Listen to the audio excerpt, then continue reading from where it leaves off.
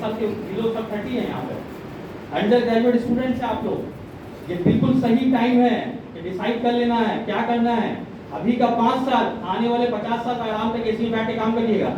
जैसा सनी भाई कहा ना, मैडम ने क्या पढ़ाई कर लिया, अब क्या उनको कोई फोर्स करता है कि हाँ भाई आपको फिर से एग्जाम देना है, फिर से ये करना है? ऐसा कुछ नहीं है। अब जो उनका एडमिनिस्ट्रेशन का पार्ट है, जो उनका फील्ड है, वो उस चीज में महारत हासिल करने की कोशिश करेंगे, rather than repeating the syllabus again and again। तो आपको याद रखना है कॉम्पिटिटिव एग्जाम में सबसे, क्योंकि सिलेबस बहुत वास्ट है, मैं उसके भी आऊँगा उस टॉपिक पे भी बहुत उनके साथ, क्योंकि यहाँ पे बहुत सारे सीनियर्स हमारे बैठे हैं, वो भी अपनी बात आपके समझ में बहुत शॉर्ट में कॉन्साइज फॉर्म में आपको सीधे बात बता दे रहा हूँ कि WBCS हो या वेस्ट बंगाल की या सेंट्रल की कोई भी एग्जाम्स हो, WBCS, ICDS, clerkship, municipal service commission, staff selection commission, school service commission, जितने भी एग्जामिनेशन कंडक्ट किए जाते हैं, इसका सिलेबस बहुत वास्ट होता है। आपको एनालाइज करके एक स्ट्रैटेजी बना के पढ़ना पड़ता है। ये एकेडमिक वाली पढ़ाई नहीं है जो आज हम लोग कॉलेज में BA BCom कर रहे हैं। जो सिलेबस आपको डिजाइन किया गया है, ये टोटल एक जीस्ट है, पूरा एक आइडिया आपको लेना पड़ता है। और ये पढ़ाई के बाद जब दूसरी पढ़ाई शुरू होती है तो उनमें जो निचोड़ होता है, तो मैं क्या जीस्ट उसे एक्सट्रैक्ट करना, the information which are relevant to your examination and the information which are not relevant to the examination. To identify this, we are here to guide you. कि आपको कंपटीशन में क्या पढ़ना है, इससे ज्यादा जरूरी है क्या छोड़ देना है।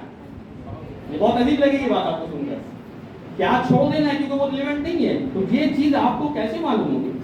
ये चीज उस वक्त मालूम होगी जब उस तरीके के किसी प्लेटफॉर्म पे आइएगा। और मैं बेहद खुशी के साथ, मैं यहाँ पर बबलू करीम भाई बैठे हैं, अनिल भाई यहाँ बैठे हैं, इन लोगों ने जो सिराज खान साहब यहाँ बैठे हैं, और जिस तरह से ये लोग दिन रात लगे हुए, बहुत से प्रोग्राम में नहीं आ सकता था, पोस्टिंग मेरी आलमबाग में थी, बहुत कम वक्त मिलता था, लेकिन इसके बावजूद भी आप देखिए यहाँ राशिद खान साहब है, DSP WBCS क्वालिफाई करने के बाद मैडम ने UPSC क्लियर किया। जाहिर सी बात है जो प्रीमियर स्टूडेंट होते हैं, लाखों लाख की तादाद में UPSC एग्जाम अपेयर कर रहे हैं, आप लोग सोचते हैं कि IAS का एग्जाम पास किया, IPS का एग्जाम में UPSC।